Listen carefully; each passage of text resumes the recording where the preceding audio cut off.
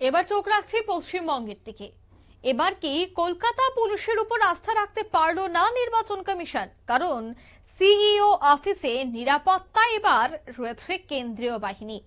কলকাতা পুলিশের ভূমিকায় খুশি নয় জাতীয় নির্বাচন কমিশন। আর তার জন্যই কি এবার এই সিদ্ধান্ত?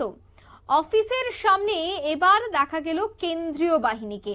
সামনেই রয়েছে পশ্চিমবঙ্গের নির্বাচন, আর তার আগেই দেখা গেল নির্বাচন কমিশন কিন্তু তাদের নিরাপত্তার ক্ষেত্রে এবার কেন্দ্রীয় বাহিনীর উপরে ভরসা রাখতে চলেছে বলেই এই অফিসের সামনে কেন্দ্রীয় বাহিনী মোতায়েন দিয়ে কিছুটা হলেও স্পষ্ট হচ্ছে। বিস্তারিত সেই বিষয়ে জানবো। টেলিফোন লাইনে যুক্ত হয়ে গেছে প্রতিনিধি শেখ মনিরুল।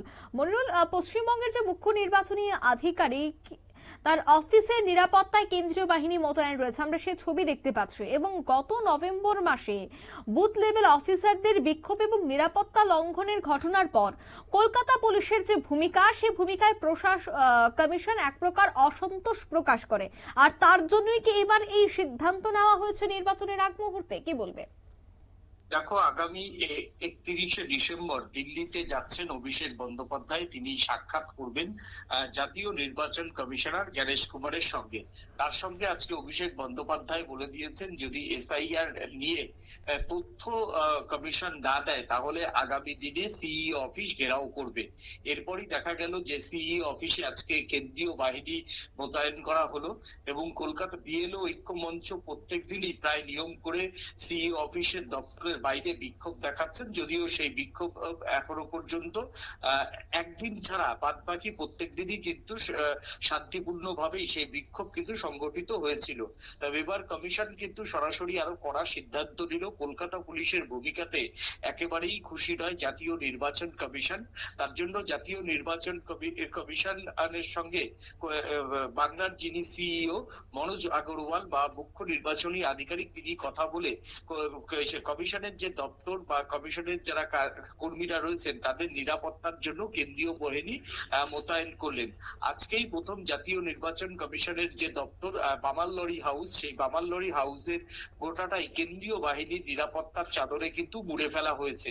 সামনে থেকে আরম্ভ করে সিইও অফিস বা সিইও অফিসের যেখানে মুখ্য নির্বাচনী আধিকারিক বসেন, এতদিন কলকাতা পুলিশের আধিকারিকরা থাকলেও আজকে থেকে কিন্তু সেখানে কেন্দ্রীয় বাহিনীর জওয়ানরা থাকবেন এবং কে ঢুকছেন কে বেরোচ্ছেন সবটাই তদারকি করবেন কেন্দ্রীয় বাহিনীর জওয়ানরা। প্রায় 5 থেকে 6 কোম্পানির কেন্দ্রীয় বাহিনী কমিশনের যারা আধিকারিক এবং কমিশনের অফিস যেগুলো রয়েছে সেই অফিসগুলো নিরাপত্তার দায়িত্বে রয়েছে বলে জাতীয় নির্বাচন কমিশন সূত্রের খবর। একদমই। তবে কি মনে হয় যে সবটাই সুরক্ষা এবং নিরাপত্তার কথা মাথায় রেখে এই সিদ্ধান্ত নেওয়া হয়েছে, বিশেষ করে আসন্ন নির্বাচন এবং ভোটার তালিকা সংশোধনের যে সংবেদনশীল কাজ চলা, একাধিক বিষয়ের উপর ভিত্তি করে কি এবার এই সিদ্ধান্তটা নেওয়া হয়েছে?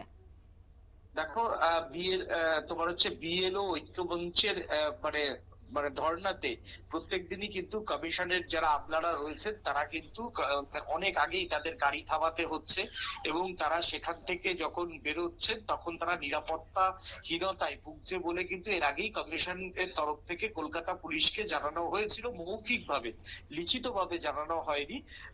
অন্যদিকে কমিশনের যারা আধিকারিকরা রয়েছেন তারাও কিন্তু নিরাপত্তা নিয়ে অনেকটাই শঙ্কিত, কারণ এর আগেই কমিশনের যে ফুল বেঞ্চ, সেই ফুল বেঞ্চের পরপর বৈঠকে কিন্তু এই বিষয়গুলো তুলে ধরেছিলেন সিইও মনোজ আগরওয়াল। তারপরই দেখা গেল যে কমিশনের যারা আমলারা রয়েছেন সেই আমলাদের নিরাপত্তার জন্য কিন্তু এতদিন কলকাতা পুলিশ থাকলেও এবার তাদের নিরাপত্তার দায়িত্ব কিন্তু দেবেন কেন্দ্রীয় বাহিনীর জওয়ানরা এবং সিআরপিএফ বা তোমার হচ্ছে বিএসএফ এর আধিকারিকরা থাকবেন। তবে আজকে প্রায় 2 কোম্পানি সিআরপিএফ জওয়ানরা কিন্তু আজকে কমিশনের যে দপ্তর সেই দপ্তরে আসেন, তাদের আধিকারিকরা আসেন। কোথা থেকে এন্ট্রান্স, কোথা থেকে বেরোয়, কোথায় ভিজিটিং তোমার হচ্ছে লেখা হয় অতিথিদের জন্য, কোথায় অতিথিদের বসার জায়গা, কোথায় রাজনৈতিক দলগুলি কতদূর পর্যন্ত আসতে পারে, সমস্তই কিন্তু কমিশনের যারা লিগ্যাল অফিসাররা রয়েছেন তাদের সঙ্গে বসে বৈঠক করেন এবং আগামীকাল থেকেই হয়তো পুরোপুরি এই কলকাতার যে নির্বাচন কমিশনের দপ্তর, জাতীয় নির্বাচন কমিশনের দপ্তর, সেটা পুরোপুরি কেন্দ্রীয় বাহিনীর নিরাপত্তার অধীনে চলে যাচ্ছে। একদমই। ধন্যবাদ।